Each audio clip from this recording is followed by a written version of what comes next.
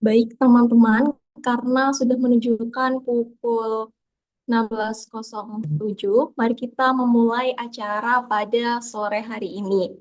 Bismillahirrahmanirrahim, saya mulai. Assalamualaikum warahmatullahi wabarakatuh. Selamat sore dan salam sejahtera untuk kita semuanya. Selamat siang, Bapak, Ibu, kakak-kakak, dan teman-teman, serta seluruh peserta Fabu Special Event yang saya banggakan. Puji syukur kita panjatkan kehadirat Tuhan Yang Maha Esa, karena atas rahmatnya kita dapat berkumpul secara virtual dalam keadaan sehat untuk mengikuti kegiatan sehari belajar menulis esai beasiswa unggulan dalam ragam perspektif rumpun studi. Acara ini dipersembahkan oleh Komunitas Forum Awardi Beasiswa Unggulan atau FABU dan didukung oleh cemerlang.com sebagai bentuk komitmen dalam memperluas literasi dan meningkatkan kualitas partisipasi calon pendaftar beasiswa unggulan.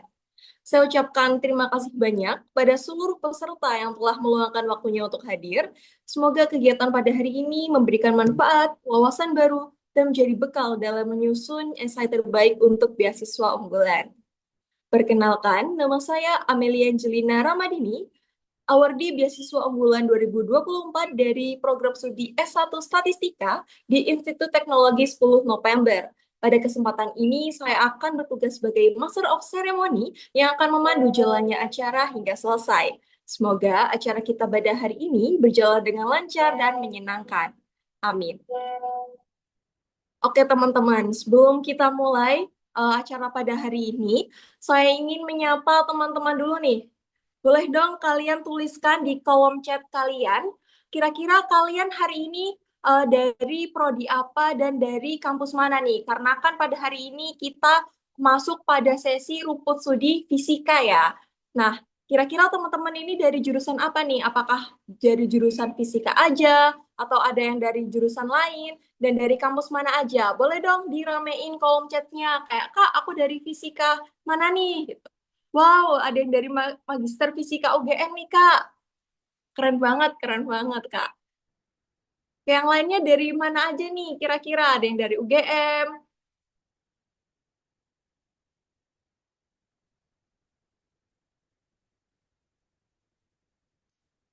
Saya dari jurusan Fisika Unpad, Kak, gitu.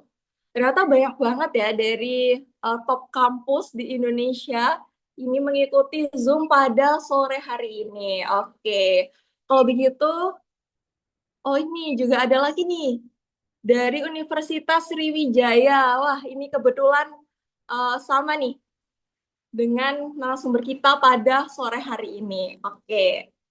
Tanpa berlama-lama, karena narasumber kita pada sore hari ini sudah hadir, baik, hadirin yang berbahagia, kini tibalah kita pada sesi yang paling kita tunggu-tunggu, yaitu sesi pemaparan materi dari narasumber kita.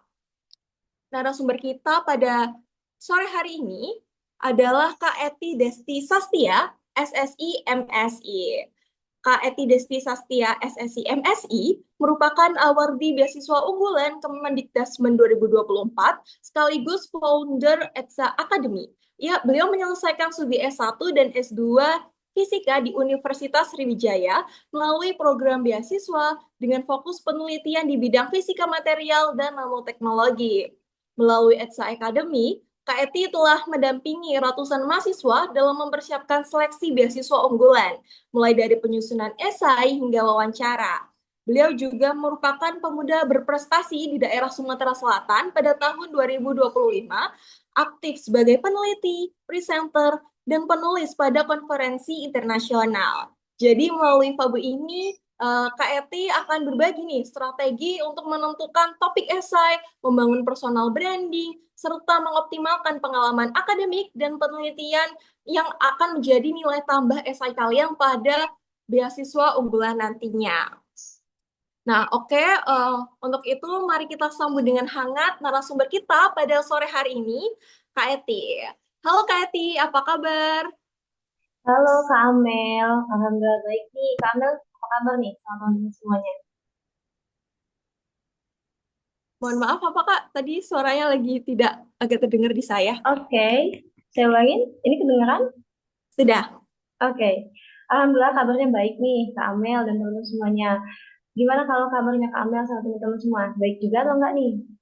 Ya, Alhamdulillah Kak baik juga pada hari ini. Gimana nih, apakah Kak Eti sudah semangat dan udah siap untuk memberikan materi pada sore hari ini? Tentunya ya Kak, tentu saya sangat semangat dan sangat antusias nih berbagi pengalaman, pengetahuan, dan juga wawasan ke teman-teman semuanya. Apalagi nih banyak nih dari rumpun sains, kemudian dari rumpun fisika ya di sini ternyata berkumpul menjadi satu ya. Ya, benar sekali, Kak. Oke, kalau begitu, sebelum kita memulai acara dan materi pada hari ini, aku pengen tahu nih, teman-teman, apakah sudah bersemangat atau bagaimana nih? Jadi, teman-teman bisa reaction emot-emot di kolom komentar maupun di reaction yang menunjukkan bahwa teman-teman ini masih semangat dan gak sabar banget untuk memahami materi pada sore hari ini. Wah, ternyata banyak banget nih, Kak Eti, yang sangat semangat. Aku Iya. harap teman-teman semangatnya tetap terjaga dari awal sampai akhir, diperhatikan materinya, kalau perlu bisa dicatat, dan kalau misalnya ada yang ingin ditanyakan, bisa disimpan pertanyaannya untuk ditanyakan di sesi selanjutnya. Baik, tanpa berlama-lama, untuk KT dipersilahkan untuk menyampaikan materi dengan waktu kurang lebih 30 menit, waktu dan tempat kami persilahkan. Oke, terima kasih nih Kak Amel atas kesempatan yang telah diberikan kepada saya. Ini saya coba share screen ya teman-teman.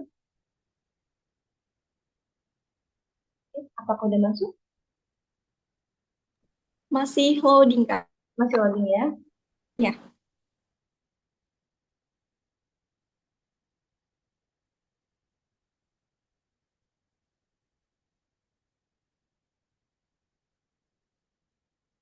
sudah terlihat, Kak. Sudah terlihat? Oke.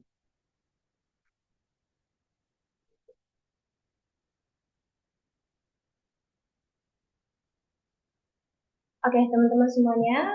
Selamat sore untuk cuaca yang cerah hari ini ya di Sumatera Selatan. Nggak tahu kalau teman-teman semuanya. Sebelumnya saya buka dulu. Assalamualaikum warahmatullahi wabarakatuh. Oke. Izin memperkenalkan kembali teman-teman. Jadi saya Eti Destia, teman-teman bisa panggil Kak Eti atau Kak Destia. Dan saya merupakan award beasiswa unggulan tahun 2024 seperti yang sudah disebutkan sama Kak Amel tadi. Nah teman-teman, jadi hari ini selama beberapa waktu ke depan, saya akan mengajak teman-teman ngebahas nih terkait menulis, cara menulis esai beasiswa unggulan dalam kasus rumpun studi fisika atau bidang sains gitu ya. Oke teman-teman, jadi sebelum kita masuk nih, saya mau cerita sedikit. Jadi ini adalah profil diri saya, seperti yang sudah dibacakan sama Kak Amel tadi. Dan teman-teman sedikit informasi bahwasanya saya cukup aktif membagikan konten edukasi terkait dengan beasiswa unggulan, kemudian juga beasiswa-beasiswa lainnya. Dan juga saya sering banget nih Kak Amel live di TikTok di akun saya namanya Etsa Academy di mana biasanya saya buka kelas, saya biasa berbagi bagaimana cara saya mengajar dan menyusun esai beasiswa. Kalau misalnya teman-teman mau kenal lebih private nih, saya ada Instagram bisa di-follow nih juga teman-teman. Oke, next. Jadi teman-teman, saya rasa teman-teman semuanya di sini sudah tahu ya kalau misalnya beasiswa unggulan itu dia punya dua tahapan seleksi, yaitu seleksi administrasi dan juga seleksi wawancara. Di mana dalam seleksi administrasi dan wawancara ini, yang paling ketat persaingannya itu di seleksi administrasi. Jadi sistem pemangkasan itu paling banyak di administrasi. Makanya, dari seluruh berkas, saya merangkum ada 4 poin penting yang harus kalian persiapkan dari jauh hari nih. Gak bisa banget nih Kak Amel kalau kita siapin secara mepet gitu ya. Jadi yang pertama ada sertifikat prestasi, yang kedua tes UKBI adaptif, yang ketiga esai, dan yang keempat itu adalah proposal rencana studi atau proposal disertasi khusus untuk mahasiswa jenjang S2 maupun yang S3. Oke, kemudian nih, tadi saya bilang bahwasannya ada banyak ya berkas beasiswa unggulan, jadi ini adalah berkas-berkas yang kita butuhkan saat kita mendaftar beasiswa unggulan, teman-teman. Dan di mana yang membedakan antara mahasiswa baru dan juga ongoing itu adalah kalau mahasiswa baru, dia wajib melampirkan LOA atau bukti screenshot kelulusannya. Kalau misalnya yang ongoing, dia nggak pakai LOA lagi. Dia cukup melampirkan KTP, surat keterangan aktif kuliah, sama KHS. Ya. Jadi cukup banyak ya kalau untuk yang ongoing dia ada 3 tambahan poin berkasnya. Gitu. Oke teman-teman, bicara tentang esai, apa sih sebenarnya esai itu? Esai beasiswa itu kenapa sih penting gitu? Dan apa aja sih yang dimuat di dalam esai beasiswa? Jadi teman-teman, untuk esai beasiswa ini sendiri, ini kita nggak heran ya kalau setiap beasiswa itu pasti punya esainya masing-masing, dan di mana esai beasiswa ini akan berisikan terkait dengan personal information kita, potensi akademik dan non akademik kita, kemudian dan bagaimana sih cara kita meyakinkan mengenai beasiswa bahwa sini kita itu layak gitu. Oke. Kemudian teman-teman, ketentuan SI beasiswa unggulan. Jadi untuk ketentuan SI beasiswa unggulan, yang diploma ataupun sarjana sama yang magister atau doktoral itu beda jumlah katanya.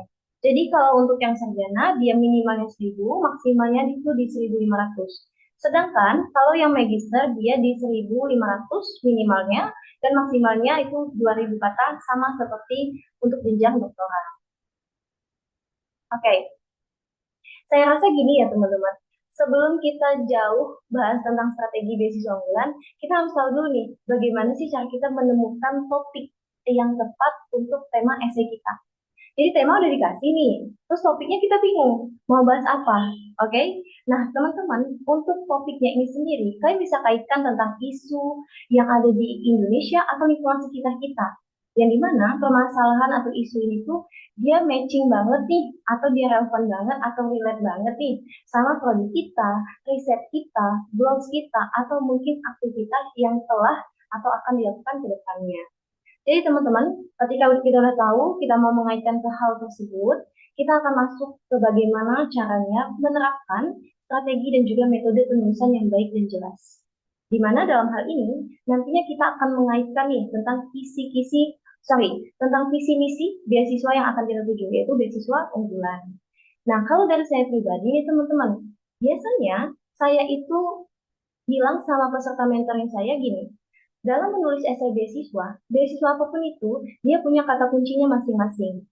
Makanya, di sini ada beberapa rekomendasi kata kunci yang sebaiknya kalian masukkan ke dalam esai kalian. Karena ini penting banget nih untuk menunjang apa ya? Untuk menunjang esai kalian supaya lebih relate sama si beasiswanya. Balik lagi, visi misi beasiswanya mau cari apa sih gitu. Oke, menyoroti tema esai beasiswa unggulan yang dimana saya sering sekali dapat pertanyaan ya, Kak, kenapa sih tema esai beasiswa unggulan tuh selalu berbeda-beda dan bagaimana sih cara kita membuat esai itu walaupun temanya selalu berubah. Jadi teman-teman, di sini saya menampilkan data bahwasanya dari tahun 2023, sebenarnya sebelum-sebelumnya itu memang tema BU nggak pernah sama ya, tapi kita ulas dulu dari tahun 2023 saja. Jadi tahun 2023, 2024 dan 2025 temanya itu beda. Kalau 2023, dia temanya terkait kontribusi. Oke, kita garis bawahi kontribusi setelah menyelesaikan studi. Artinya kontribusi pasca studi kita. Kemudian kalau tahun 2024 nih, dia tentang karya hebatku untuk kemajuan Indonesia. Artinya, dia nggak cuma tentang pasca studi saja. Artinya selama kita menempuh studi, kita udah ngapain aja sih gitu. Kita udah ngelakuin kegiatan apa aja gitu. Yang dimana kegiatan itu bermanfaat, ya kan?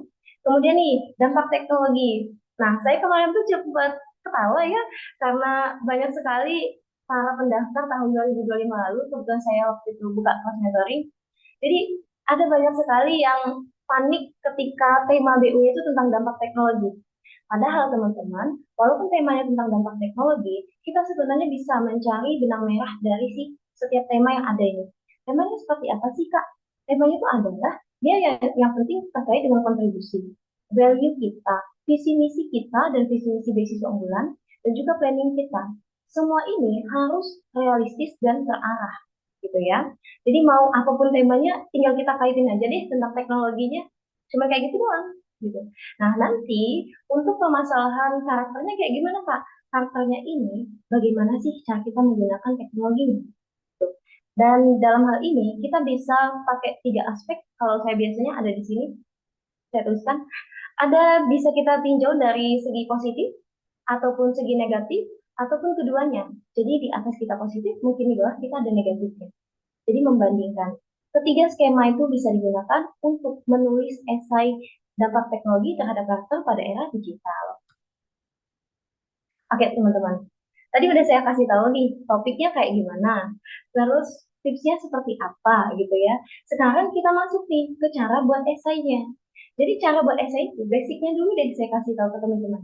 Basicnya itu adalah ada 3 poin nih. Yang pertama ada tema, jadi kita sesuaikan temanya apa, kemudian personalnya. Jadi nanti tadi saya bilang kita akan membahas terkait dengan personal information ya, di mana terkait dengan personal information ini kita bisa menggunakan metode past, present, and future. Atau bisa dibalik ya teman-teman, presentnya dulu, baru past, baru future. Itu nggak ada masalah. Yang penting future-nya di akhir, nggak mungkin kan masa depan di awal, ya kan? Kemudian nih, penulisan teman-teman. Balik lagi, banyak orang yang bilang bahwasanya penulisan itu memuat pembuka, isi, konten, kontribusi, atau penutup. Nah, semua hal ini nantinya akan kita bahas di slide berikutnya bagaimana sih cara membedah dan menerapkan ini semua. Oke? Kemudian nih, sebelum kita masuk ke strateginya, saya kasih tahu dulu ke teman-teman. Jadi beasiswa unggulan ini adalah beasiswa dengan skema masyarakat berprestasi. Tentu dong, nggak relate kalau misalnya kita cerita tentang kesedihan atau masalah ekonomi. Ya kan? Pasti kita harus cerita tentang value kita. Apa sih potensi kita? Apa nilai jual yang bisa kita tawarkan ke beasiswa unggulan? Bahwasanya kita ini layak menjadi penerima beasiswa unggulan. Jadi teman-teman, untuk hal yang boleh dan tidak boleh kita tulis di esai beasiswa kita adalah yang pertama tadi saya bilang nggak boleh menjual kesedihan ke masalah ekonomi. Jadi kita fokuskan, pilih satu topik, kita tunjukkan value kita tunjukkan apa potensi kita. Oke, kemudian jangan kalian show off atau list semua yang kalian punya. Kayak kalian merasa, Kak, kayaknya kok kegiatan ini penting, ini harus dimasukin Kak semuanya. Gak mesti teman-teman. Jadi tidak semua yang kalian punya harus kalian masukin di esai. Beda kalau di website. Kalau di website, semua yang kalian punya bisa kalian masukin di website. Tapi kalau di esai, tidak semua. Oke?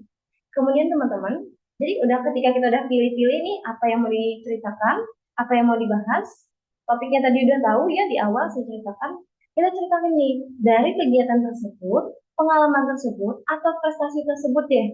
Kita ceritakan manfaatnya apa. Bukan cuma untuk diri kita, tapi untuk orang lain. Gitu. Kemudian teman-teman, kesalahan paling fatal yang sering sekali saya temukan saat membaca esai beasiswa teman-teman semuanya yang lain ya, itu adalah dominasi biografi diri. Balik lagi, show off atau list semua prestasi pengalaman. Atau menceritakan kegiatan-kegiatan si peserta dari jenjang SD sampai kuliah. Sedangkan tadi di awal saya bilang, jumlah kata kita tuh terbatas, ditentukan. Kalau kita fokusnya ke biografi diri kita saja, gitu ya, balik lagi biografi itu dari SD sampai kuliah, kan terlalu jauh ya gapnya. Nah, itu terlalu panjang dan itu sangat memboros sih, dan itu sangat boros kata. Oke, kita boleh ceritakan pengalaman pendidikan kita atau biografi pendidikan kita dari jenjang pendidikan SD, SMP, SMA, nggak ada masalah sebenarnya. Tapi pengemasannya teman-teman, jangan terlalu panjang. Jangan terlalu panjang itu gimana sih Kak?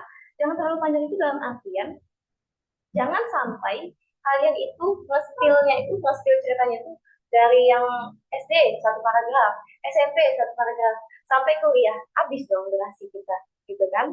Jadi kita pilih biografi kita mau cerita yang bagian mana, kemudian kita fokuskan dan detailkan visi misinya apa.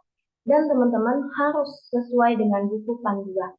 Jadi kalian diharapkan tidak minim literasi. Saya sangat apa ya, sangat greget gitu ya Kak Amel dan teman-teman kalau misalnya ada peserta saya gitu, dia tuh nggak minim literasi, intinya gitu, minim literasi. Nah itu bisa menghambat kalian, bukan untuk kebaikan saya, tapi untuk kebaikan kalian sebagai pendaftar beasiswa. Jadi harus kuat ya literasinya.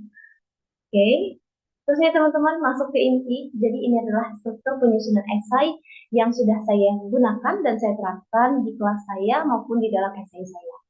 Jadi teman-teman yang pertama ada hook atau opening, di mana hook atau opening ini dia akan bercerita tentang data statistik, personal stories, quotes, dan apapun itu. Jadi bagaimana sih caranya kita membuka suatu cerita supaya lebih menarik? Kalian bisa kombinasiin. Misal, kalian buka dengan quotes, dikombinasikan dengan data statistik. Atau, kalian bisa kombinasiin quotes dengan personal stories. Bebas, kombinasinya seperti apa. Atau mau pilih salah satu pun juga boleh di bagian hook. Intinya, yang pasti harus menarik, gitu ya. Karena hook itu penentu nih, penentu cerita ke bawahnya. Kalau hooknya aja nggak menarik, gimana orang mau baca sampai bawah, gitu ya. Terus bagian correction teman-teman, ini yang paling krusial selain planning ya. Jadi di bagian correction ini dia terkait dengan pengenalan diri kita.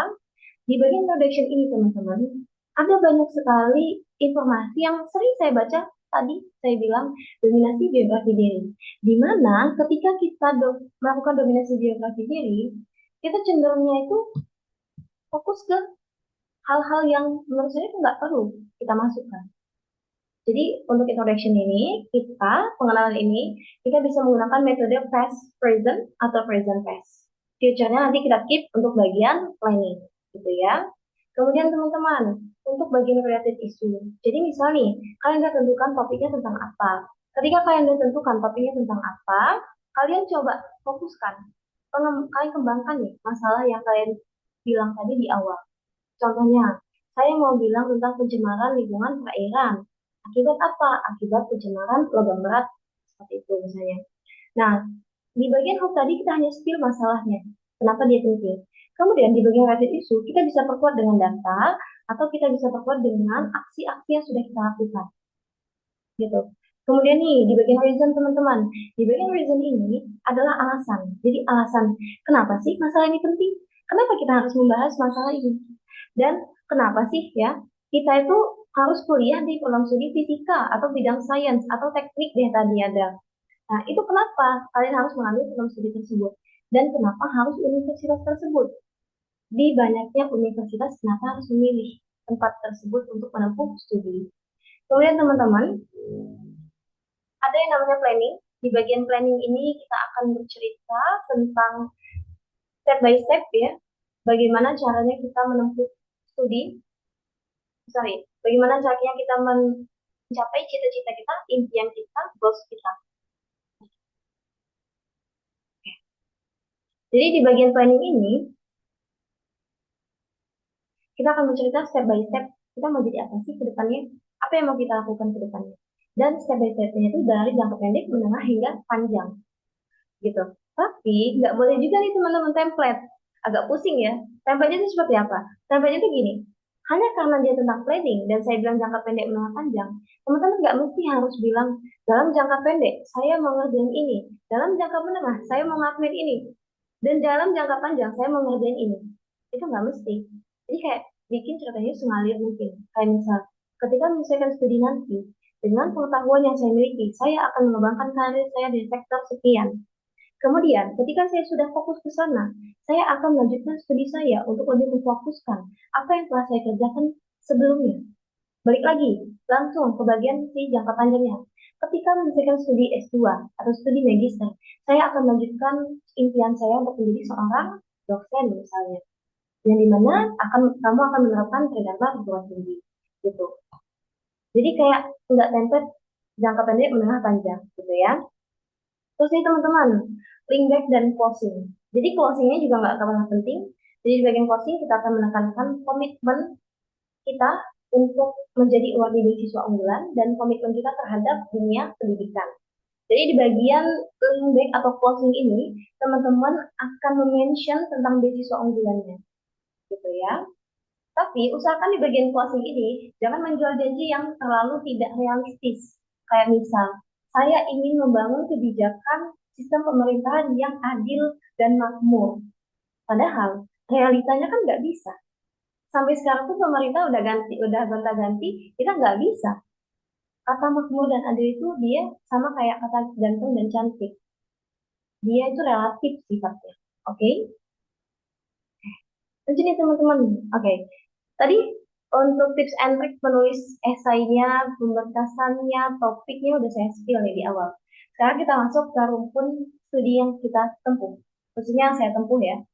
Oke, ini menarik ya. Jadi teman-teman yang bukan fisika menyesuaikan aja dulu di slide berikutnya saya fokus ke fisika dan di slide berikutnya saya fokus ke bidang sains bukan fisika saja. Jadi ini untuk semua. Oke. Nah ya. Oke. Jadi teman-teman, saya adalah mahasiswa, alumni, sorry, saya bukan alumni, S1 dan S2 dari Fisika Universitas Sriwijaya, di mana dalam program studi saya ada 4 bidang kajian ilmu, ya, yang di mana di sini ada teori dan sains material, geofisika, elektronika, komputasi dan nuklir, oceanografi dan atmosfer. Di mana saya bidang ilmunya adalah sains material. Nah, teman-teman, dari semua bidang ilmu ini, mereka beda-beda nih teman-teman, topik yang bisa kita bahas atau kita ceritakan di dalam esai kita. Jadi kalau misalnya teori dan sains material, ya, sains material ini adalah bisa dibilang fisika kimia, gitu ya. Jadi kita ada belajar kimia-kimianya nih, gitu. Nah, di sini kita akan bicara tentang struktur, sifat, sintesis, dan karakteristik material pada bidang material maju, nanoteknologi, biomaterial, dan material fungsional. Kemudian, karakteristik dari si KBI ini ya, bidang ilmu ini adalah dia lebih fokus ke eksperimental, analitis, dan inovatif. Sedangkan kalau geofisika, dia fokusnya itu tentang si observasional dan prediktif. Di mana geofisika ini dia cenderung terkait dengan cekungan, kemudian dia minyak bumi, gas, dan lain sebagainya. Itu di bidang geofisika. Kalau di bidang elektronika komputasi dan nuklir, dia sistemnya lebih ke kayak pengembangan sistem elektronika, instrumentasi, komputasi, bahkan kecerdasan buatan atau teknologi nuklir. Di mana fokusnya itu adalah terkait dengan terapan komputasional atau interdisipliner. Nah, kenapa saya tulis di sini interdisiplinernya di Elinkom Nuklir? Karena gini, kalau sains material, dia itu bikin produknya. Sedangkan Elinkom Nuklir ini, dia melanjutkan dari si produk tersebut. Gitu. Dia menganalisis lebih jauh dari apa yang sudah dibuat. Kemudian nih, oceanografi dan atmosfer, teman-teman. Untuk oceanografi dan atmosfer ini, ini fokusnya terkait dengan sistemik, pemodelan, dan berbasis data. Cenderungnya, ketika saya diskusi sama anak oceanografi, mereka ternyata sudah akrab dengan yang namanya Python. Mereka sudah pengolah datanya pakai codingan. Walaupun yang lainnya juga pakai codingan, kayak si geofisika, sains material, maupun elektronik, semuanya udah pakai codingan. Tapi yang cenderung paling banyak pakai coding itu setahu saya dan menurut saya itu di oceanografi dan atmosfer ini. Oke teman-teman, masuk ke bagian sini terkait dengan karakteristik esai maupun fisika atau sains. Jadi untuk karakteristik esainya itu, jadi saya bilang tadi di awal, kita akan menentukan topiknya berdasarkan goals, program studi, kemudian fashion dan lain sebagainya. Nah, ketika kita sudah menentukan topiknya, kita tahu nih, saya bidangnya bidang sains ya, bidang sains gitu. Artinya topik yang akan saya bawa adalah topik ilmiah supaya lebih relate nih sama prodi saya. Oke, ketika kita tentukan topik ilmiah, kita tentukan nih pendekatan ilmiah seperti apa, gitu. Kemudian analisisnya itu berbasis data. Jangan analisisnya itu hanya ngomong aja, tapi nggak ada datanya. Kemudian nih kontekstual dan aplikatif. Dia nanti fungsinya mau kemana? Mau jadi apa si material tersebut? Dan nanti kita akan memberikan, pada akhirnya kita akan memberikan solusi berbasis inovasi. Oke teman-teman, tadi di awal saya bilang ada topik dan pendekatan ilmiah.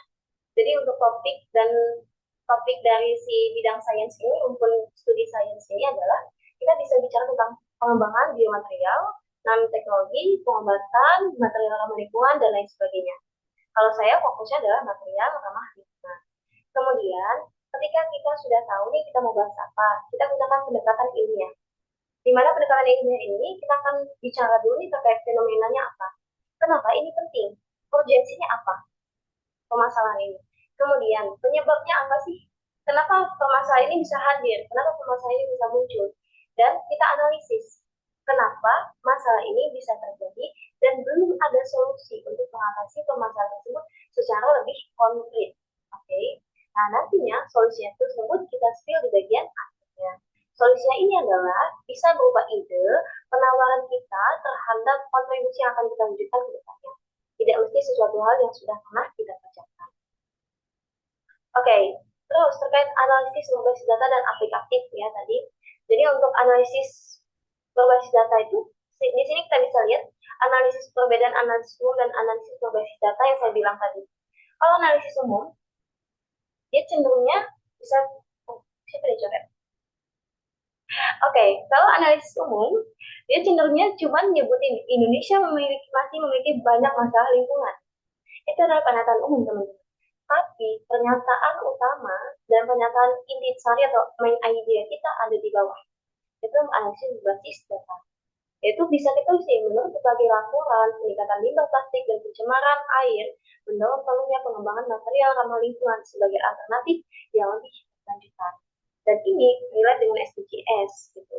Kan SDGs tujuan berkelanjutan, gitu ya.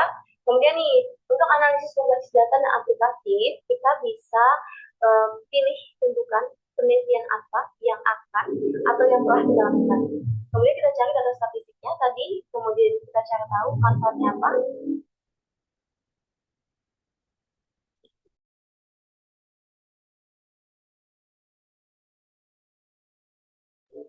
Kemudian setelah kita cari tahu nih manfaat apa sih, kita mau bikin suatu inovasi ya. Kita tahu manfaatnya apa. Kayak saya kemarin, ini saya tentang acne treatment.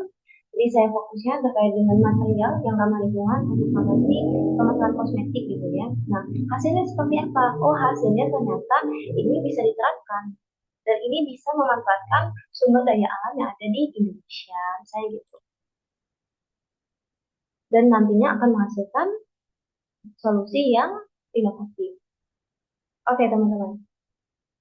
Jadi, ketika kita menuliskan si esai ini, hanya karena kita bidang sains tadi, nggak mesti deh kita benar-benar kayak ilmiah banget gitu esai kita. Jadinya kalau misalnya dia terlalu ilmiah, ini bukan esai beasiswa jatuhnya, tapi lebih cenderungnya tuh kayak esai lomba gitu kan. Nah, makanya teman-teman, kesalahan umum yang sering terjadi dan sering dilakukan oleh banyak mahasiswa di bidang sains saat menyusun esainya adalah yang pertama, dia terlalu banyak list istilah-istilah teknis kayak SEM, SDIR, XRB, dan sebagainya, tanpa menjelaskan manfaat dari si alat tersebut, atau konsep tersebut, atau metode tersebut nggak dijelaskan secara detail atau secara spesifik. Kemudian, kebanyakan orang menulis esai itu kayak laporan penelitian atau skripsi. Datanya tuh nggak data banget gitu. Personal information itu sangat sedikit gitu kan. Jadinya si apa ya, kita nggak kelihatan nih anak ini mau ngapain sih, manfaat yang mau dikasih apa sih, kontribusinya mau ngapain. Makanya tadi saya bilang jangan terlalu membuat laporan atau tulisan essay itu kayak si laporan penelitian atau skripsi. Kemudian teman-teman, kita udah tentuin metodenya. Metode ini beda yang saya bilang di sini. Metode itu ada dua, metode esai sama metode penelitian. Oke, ketika kita udah tahu metode penulisan esai, itu udah aman.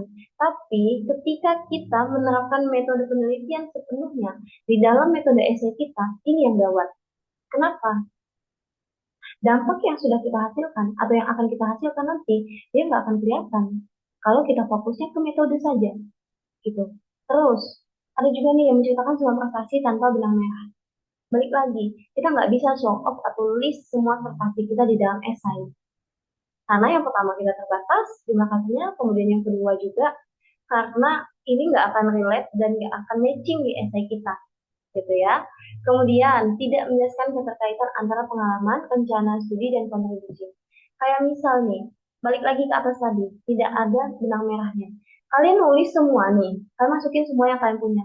Tapi kalian nggak tahu ini manfaatnya untuk apa. Ini pengalaman ini bagusnya, apakah ini relate untuk mendukung kegiatan ini, atau kontribusi ini, atau rencana ini, atau enggak. Pokoknya masukin aja deh gitu.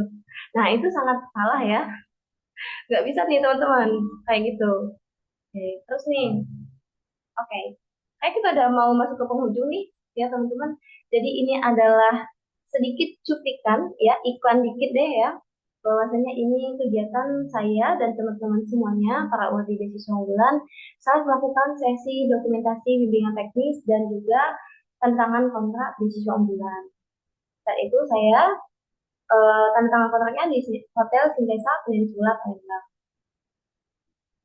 Oke, sedikit motivasi dari saya teman-teman supaya kalian tidak insecure ya, karena beasiswa itu bukan untuk semua orang yang berprestasi. Tapi beasiswa unggulan itu adalah untuk kita semua yang mau berusaha dan untuk kita semua yang mau belajar memahami dan paham relevansi dari nilai yang kita berikan untuk beasiswa yang kita tuju. Oke, teman-teman, ini sekian dari saya. Kalau misalnya teman-teman mau berkomunikasi dengan saya lebih intens ya terkait dengan bisnis unggulan, kalian bisa ikutin atau DM saya di Instagram ataupun di TikTok. Namun saya biasanya lebih aktif di TikTok ya teman-teman. Kalau mau ngelihat saya yang live, biasanya ada di sana nih Kak Amel dan teman-teman. Biasanya saya live-nya itu hanya seputar tentang beasiswa.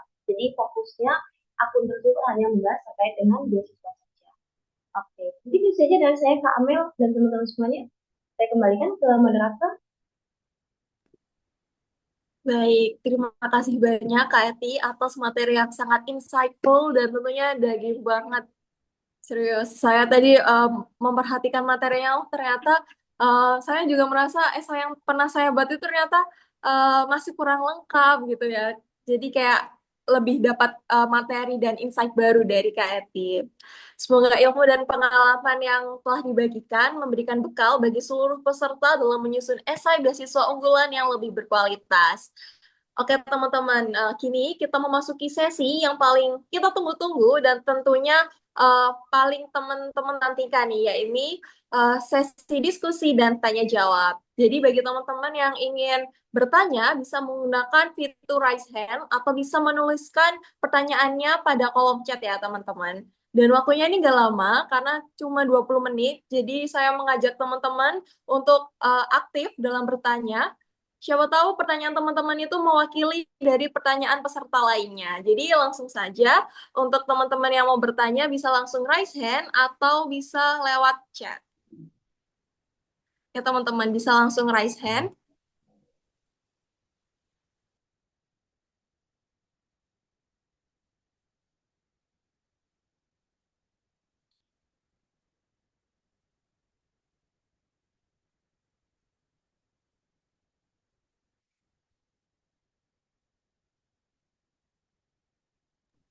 Oke, sudah ada peserta yang raise hand.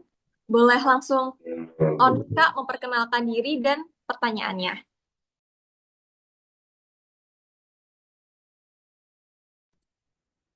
Halo, selamat sore Kak. Ya, selamat sore Kak Eti. Sebelumnya saya berterima kasih buat kakak-kakaknya karena ini jujur pertama kali saya ikut seleksi beasiswa. Sebelumnya saya belum pernah ikut karena saya minder duluan karena saya merasa bahwa saya tidak berprestasi. Yang saya tanyakan begini Kak, saya itu kan juga bekerja di bidang akademik juga. Apakah itu boleh saya masukkan ke dalam esai? Takutnya nanti kalau saya masukkan ke situ jadi over apa personal branding gitu, Kak. Terima kasih, Kak. Bisa langsung dijawab Kak Eti. Boleh nih, saya langsung jawab. Jawabannya adalah tergantung konteks bagaimana kamu mau menentukan cerita kamu. Misalnya nih, oke, tapi kita terkait, kamu dari jurusan apa? Saya dari fisika, Kak. Fisika, oh ya. Nah, kalau misalnya kamu dari jurusan fisika, kamu bekerja di bidang akademik, itu hal tersebut bisa relate kamu masukkan dan terkesannya tidak show off atau list si prestasi atau flexing ya, bisa kita bilang. Kalau misalnya di bagian planning, kamu bilang bahwasanya kamu misalnya mau jadi seorang dosen atau mau jadi apa gitu, yang dimana kebutuhan untuk pengelolaan data administratif itu penting. Kalau misalnya itu matching, itu balik lagi, saya suka nyebutnya matching ya. Kalau itu matching, masukin aja gitu. Gak ada masalah. Kalau yang dia tuh show off atau list semua prestasi pengalaman yang gak real itu baru yang kita bilang dia jatuhnya tuh dia terlalu over. Kalau misalnya dia masih relate, masih ada benang merahnya terkait dengan apa yang kita bahas, gak ada masalah, bisa aja.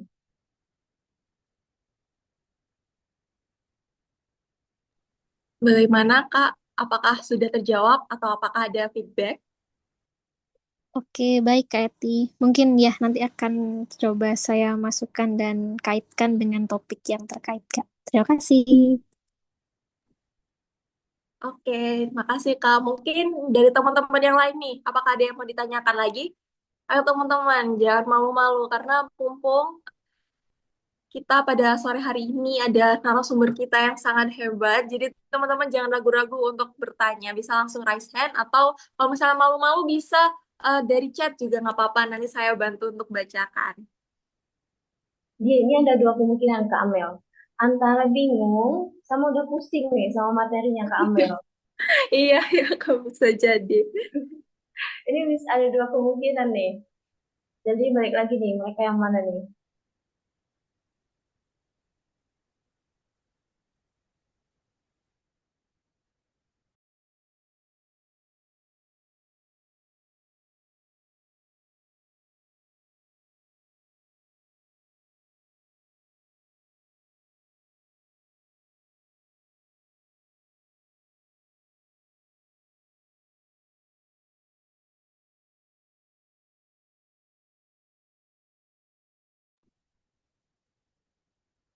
Itu Kak mungkin dari Kak Lemon tadi, mau tanya lagi Kak, bagaimana menumbuhkan motivasi atau mencari inspirasi untuk menulis esai? Kadang merasa stuck di tengah-tengah. Seperti itu Kak. Bagaimana sih Kak cara menumbuhkan motivasinya gitu? Biasanya kan teman-teman kalau udah agak burn out gitu, udah males ngelanjutin gitu, karena udah nggak ada ide lagi gitu. Oke, bagaimana sih cara menumbuhkan motivasi dulu ya? Kalau bagaimana cara menumbuhkan motivasi, balik lagi. Kita tuh harus sekuat apa sih niat kita untuk daftar beasiswanya. Itu, yang pertama. Menumbuhkan motivasi itu balik lagi niat kita apa. Karena kalau niat kitanya, aduh ini susah deh gitu. Terus niatnya setengah-setengah, ya kan? Itu nggak akan jalan. Jadi yang pertama, balik lagi ke niat kalian. Kemudian yang kedua, dengan cara meningkatkan motivasi adalah cari lingkungan yang mendukung passion kamu atau langkah kamu sekarang. Jadi, kalau misalnya kamu lagi ada di lingkungan yang merasa, aduh ini beasiswanya kayak susah deh, nggak usah deh kita. Jangan ikutin itu. Jadi fokus pada apa yang mau kalian kejar. Gitu. Jadi setelah kalian udah tentukan lingkungan mana, kemudian kalian misalnya nggak ada kak yang ngedukung saya, ya udah berjuang sendiri, cari informasi tentang beasiswanya sebanyak mungkin. Semakin kalian sibukkan diri kalian untuk upgrade, untuk lebih apa ya, lebih upgrade, untuk lebih fokus cari tahu tentang beasiswanya, membedah beasiswanya, saya rasa pasti kalian akan lebih semangat untuk mendaftar beasiswa ini dan mempersiapkan seluruh berkasnya. Kemudian, kalau misalnya kita lagi stuck nih, betul-betul nggak tahu banget, kita punya AI, kita punya chat GPT, ya kan? Kita bisa minta carikan idenya saja, bukan isi narasinya ya, beda. Misal, untuk outline-nya, kita bisa minta carikan ide dari AI, itu yang pertama. Terus yang kedua, kalau kita betul-betul stuck, kita bisa lihat nih, strategi yang sudah saya kasih tadi ya kan, atau strategi yang manapun dikasih sama Wordy bisa kalian terapkan. Kemudian nanti setelah kalian catat, kalian coba periksa berkas kalian, atau kalian list deh prestasi kalian atau pengalaman kalian. Ketika kalian udah nulis itu semua, kalian pilih. Kalian entah silang, entah kalian centang, apapun itu yang metode yang akan kalian gunakan, kalian pilih mana yang paling relate untuk nyambung ke cerita selanjutnya. Dan itu sangat membantu banget.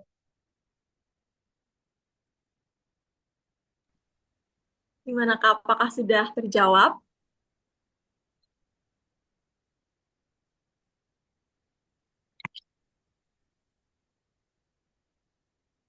Oke, nah ini Kak yang tanya nih sudah banyak nih teman-teman. Mungkin dari Kak Andra Naila ya Kak. Permisi Kak, saya dari Prodi Fisika. Saya pernah baca untuk penulisan esai itu lebih baik jika ada rencana kontribusi yang matang untuk masa depan. Kalau seumpama rencana kontribusi saya sedikit melenceng dari program studi saya, tetapi masih berhubungan, apakah boleh? Seperti contoh, ingin menjadi aktivis penggerak pendidikan untuk anak yang kurang beruntung. Terima kasih. Boleh dijawab, Kak. Oke, jawabannya boleh sekali. Nah, justru PR-nya di sini ada satu nih Kak Amel dan teman-teman. Terutama Kak Naila nih. PR-nya adalah kita cari benang merahnya. Jadi ibaratnya gini, kamu bilang di sini adalah kamu punya kontribusi yang matang gitu ya. Ya, sorry. Kamu punya kontribusi yang sedikit melenceng dari program studi kamu, tapi berhubungan. Nah, ketika kamu punya kontribusi yang dia itu memang agak sedikit melenceng dari prodi kamu, gak ada masalah. Yang penting kita cari benang merahnya. Tetapi apa contohnya? Kayak misal, kalau misalnya kamu dari bidang pendidikan, dari fakultas pendidikan ya gitu. Nah, kamu mau menerapkan itu ke lapangan. dengan cara kamu ingin menjadi pendidikan. Itu nggak ada masalah, bisa aja. Atau dari prodi lain deh, misalnya saya dari fisika MIPA nih, misalnya kan gitu. Terus saya mau jadi aktivis penggerak pendidikan, bisa aja, nggak ada masalah. Apa yang saya bawa? Yang saya bawa adalah kemampuan analisis saya ketika saya menjadi mahasiswa fisika. Itu kan bisa. Udah ada tuh benang merahnya saya spill, ya kan? Nggak ada masalah. Semua bisa kita masukkan kecuali yang penting dia ada benang merah. Gitu, Kak Naila dan yang lainnya. Bagaimana Kak? Apakah sudah terjawab atau apakah ada feedback?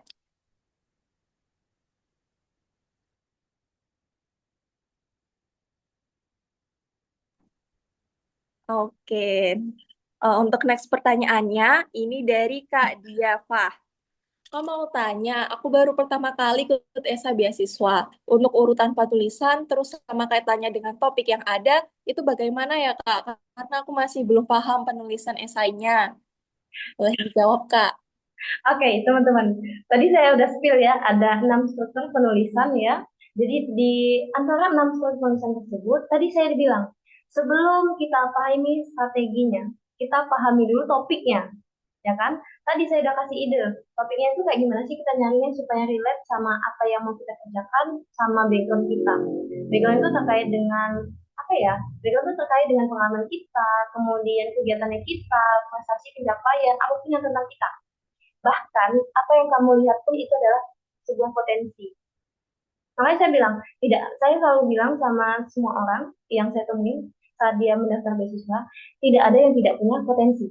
Itu tadi, oke? Okay? Karena apapun yang kita lihat pun itu adalah sebuah potensi untuk dijadikan bahan cerita. Oke, okay. Terus nih, kalau misalnya kita udah tahu nih topiknya apa, kemudian kita masuk ke enam struktur tadi. Nah, pertanyaannya adalah bagaimana cara kita mengaitkan topik tersebut ke dalam struktur yang kita tulis. Yang pertama ada di bagian hook, teman-teman. Di bagian hook itu kita nggak cuma kasih quote atau kata-kata motivasi atau kata-kata puitis, nggak mesti. Jadi di bagian awal kita udah bisa tuh share atau mention sedikit deh tentang masalah apa yang mau kita bahas. Apa sih yang menjadi urgensi dari permasalahan ini yang akan kita bahas di topik tersebut. Kemudian ketika kita udah spill, udah mention nih terkait dengan masalahnya apa, masuk ke bagian introduction. Introduction ini kita akan bercerita tentang diri kita, personal statement kita. Di dalam cerita personal statement tersebut, kita akan cerita nih terkait dengan pengalaman, ya. Baik pengalaman ketika kita kuliah atau ketika kita waktu sekolah. Itu bisa diceritakan di bagian introduction. Yang dimana pengalaman tersebut cukup relate dengan si topik yang kita bahas, yang udah kita spill di bagian hook tadi nih teman-teman. Oke? Okay? Kemudian nih, udah di spill di bagian si introduction bahwa, oh saya itu punya pengalaman. Jadi permasalahan ini, itu pernah saya lihat waktu saya masih SMP misalnya, kayak gitu. Itu bisa diceritakan di bagian introduction. Kemudian, argumentasinya bisa kita pakai di bagian related issue. Di bagian related issue itu, kalian bisa lebih kuatkan lagi masalahnya itu seperti apa sih? Kenapa ini penting untuk dibahas? Gitu. Terus, di bagian related issue ini kalian bisa tambahkan data-data yang lebih mendukung. Data-datanya cari di mana, Kak? Di Google ada, di artikel ada, di ChatGPT juga ada kalau mau. Kan anak zaman sekarang mau instan nih, kan? Di ChatGPT juga ada, tapi pastikan data tersebut valid gitu ya. Kemudian, di bagian yang keempat itu ada reason, ya kan? Di bagian reason itu saya terkait dengan alasan. Tadi saya bilang, alasan kenapa sih kalian ambil jurusan ini? Oke, okay. Jawabannya adalah untuk mengatasi masalah di sibuk tadi, untuk mengatasi masalah di si related issue tadi. Relate kan? Matching kan? Gitu. Terus nih, nanti kalian ceritain juga, kenapa harus ke univ ini? Gitu. Kenapa universitas ini menjadi pilihan kita? Nah, bagian pemilihan alasan pemilihan univ ini, dia bisa kita sebutkan, bisa juga tidak kita sebutkan. Kenapa saya tadi menyarankan untuk disebutkan? Karena gini teman-teman, ketika kita menghadapi seleksi wawancara, ada kemungkinan besarnya itu akan ditanyakan, kenapa kamu kuliah di kampus itu? Dan ini sudah menjadi satu langkah awal kalian menjawab pertanyaan itu di seleksi wawancara. Makanya, kalau disebutin alasan kenapa kuliah di situ, boleh, tapi kalau nggak disebutin juga nggak apa-apa. Yang penting alasan kenapa milih prodi itu. Di bagian shift reason. Oke. Okay? Terus nih, di bagian planning ya. Di bagian planning itu ada, saya bilang step by step. Nah, balik lagi ke personal kita nih. Kalian mau jadi apa? Kalian itu mau kedepannya itu setelah lulus atau selama beberapa semester ke depan mau ngapain kegiatannya.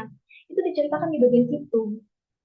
Nah, yang pastinya di bagian planning ini, apa yang kalian tuliskan itu relate untuk mengatasi masalah ini. Jadi intinya adalah teman-teman gini, topik kita tuh tentang apa sih? Oke, topik saya adalah material ramah lingkungan.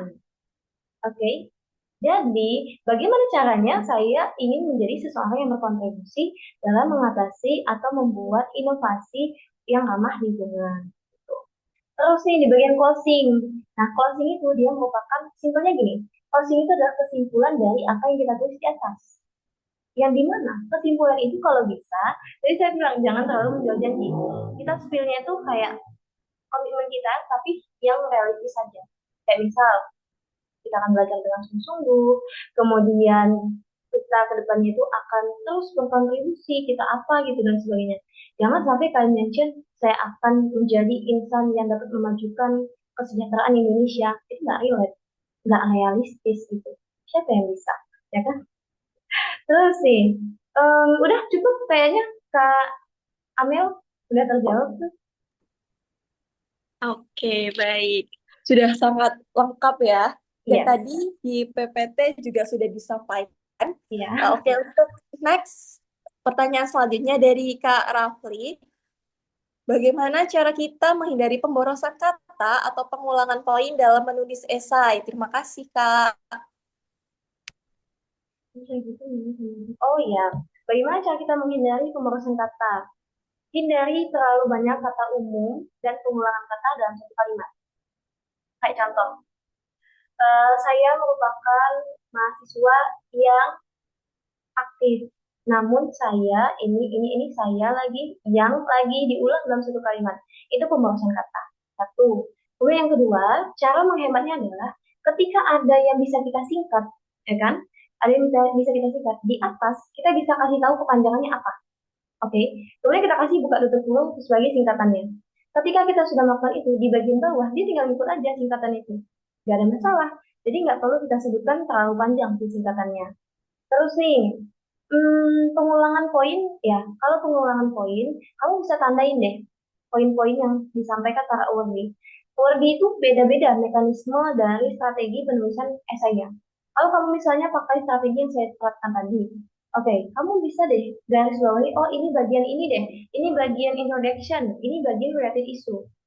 Jadi ketika kamu sudah menggaris bawahi, ya ini bagian apa, artinya sudah kita bagi, kamu bisa tahu bahwa ini tidak akan diulang lagi ceritanya. Itu Kak Ellen. Bagaimana, Kak Rafli? Apakah sudah terjawab?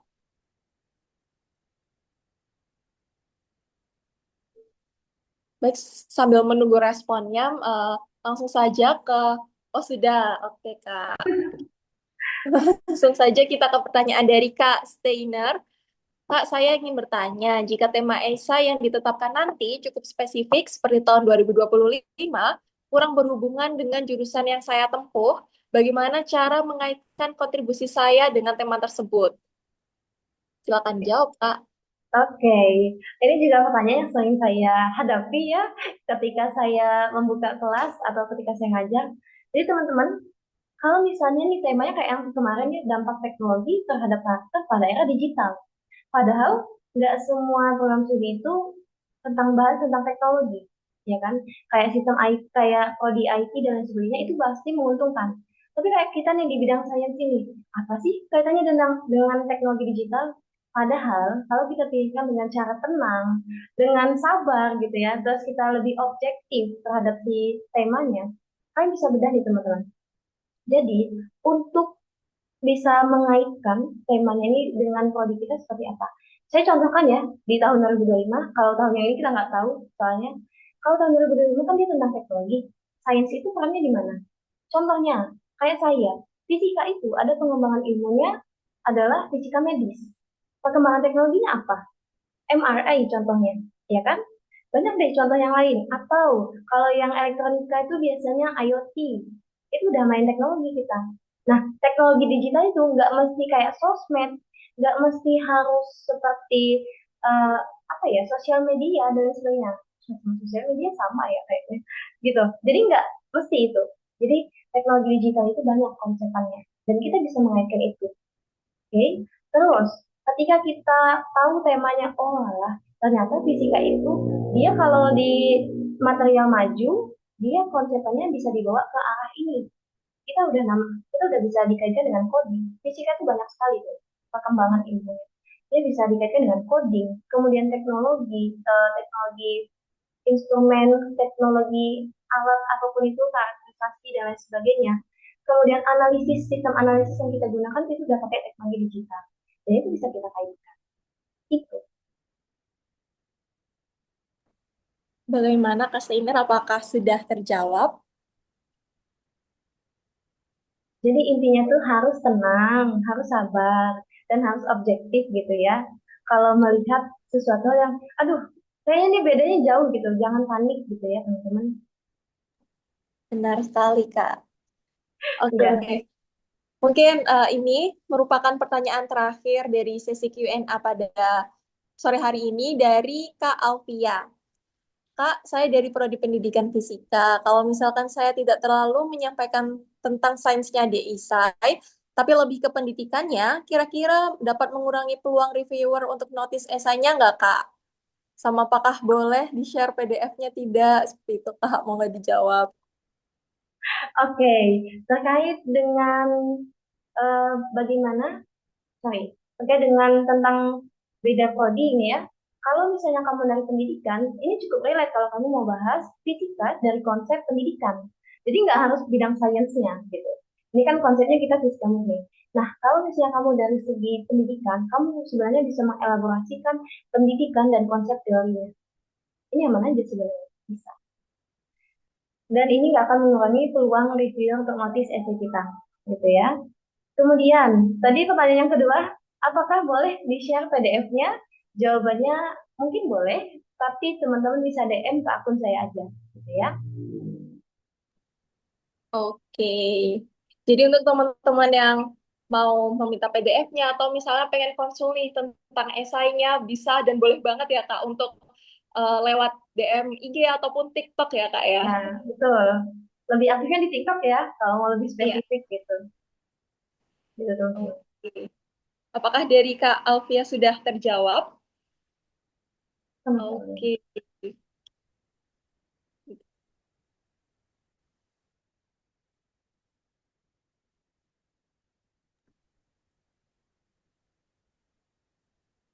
Baik, teman-teman, pertanyaan tadi merupakan pertanyaan terakhir pada sesi Q&A pada sore hari ini. Maka dari itu, mari kita berikan tepuk tangan virtual untuk Kak Eti sebagai bentuk apresiasi yang sebesar-besarnya karena setelah menyampaikan materi yang sangat luar biasa. Terima kasih banyak. Sebesar-besarnya saya ucapkan kepada Kak Eti atas materi yang telah diberikan, karena setiap ilmu dan jawaban yang telah diberikan tidak hanya menjawab penasaran kami, tetapi juga menjadi motivasi dan inspirasi bagi seluruh peserta yang hadir pada hari ini. Dengan demikian, berakhirlah sesi tanya jawab pada kesempatan kali ini. Saya ucapkan terima kasih banyak kepada para peserta yang telah berpartisipasi aktif dan Kak Eti. Semoga kita dapat bertemu pada kesempatan yang akan datang. Oke teman-teman, sebelum acaranya kita tutup, kita akan melakukan sesi dokumentasi. Jadi saya harap teman-teman yang tidak berhalangan boleh menyalakan kameranya sebentar saja teman-teman. Dan kalau bisa menggunakan virtual background resmi dari Fabo. Yang on cam, insya Allah saya doakan bisa menjadi calon awardee 2026. Oke, Amin. amin. Dan yang on cam nanti DM-nya dibales. Ya, ayo teman-teman, on cam biar langsung dibales DM-nya tuh teman-teman. Agak ancaman dikit nih. Tuh, banyak on cam nih, dan jadinya pamer. Keren banget, keren banget. Oke, berarti ini mau dibales DM-DM-nya nih. Iya. Langsung di-follow ya teman-teman, jangan lupa. Oke, baik langsung saja saya mulai hitungan 1, 2, 3.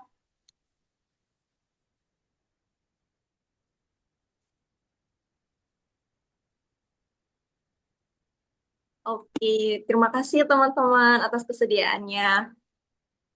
Teman-teman yang saya banggakan, demikianlah rangkaian acara kita pada sore hari ini. Terima kasih banyak pada Katy selaku narasumber pada sore hari ini atas ilmu yang telah dibagikan serta kepada seluruh peserta atas partisipasi dan antusiasnya. Jangan lupa untuk terus mengikuti berbagai program edukasi dari Forum Awardi Beasiswa Unggulan atau FABU yang didukung oleh cemerlang.com. Pastikan juga teman-teman mengikuti dan memantau Instagram Forum Awardi Beasiswa Unggulan atau FABU agar tidak ketinggalan informasi menarik nih mengenai webinar, mentoring, open class, serta berbagai kegiatan menarik lainnya. Sampai jumpa di acara Fabu selanjutnya. Saya Amelia Angelina Ramadini selaku Master of Ceremony pada hari ini. Mohon maaf apabila terdapat kekurangan dan kesalahan dalam memandu acara. Akhir kata, wassalamualaikum warahmatullahi wabarakatuh. Selamat sore dan salam sejahtera untuk kita semuanya. Bagi Kak Eti dan teman-teman, jika ada kegiatan lain bisa meninggalkan Zoom. Terima kasih. Oke, terima kasih ya Kak Amel dan teman-temannya yang sudah hadir pada hari ini. Semoga ilmunya bermanfaat ya. Amin. Terima kasih, Kak. Semangat ya, teman-teman.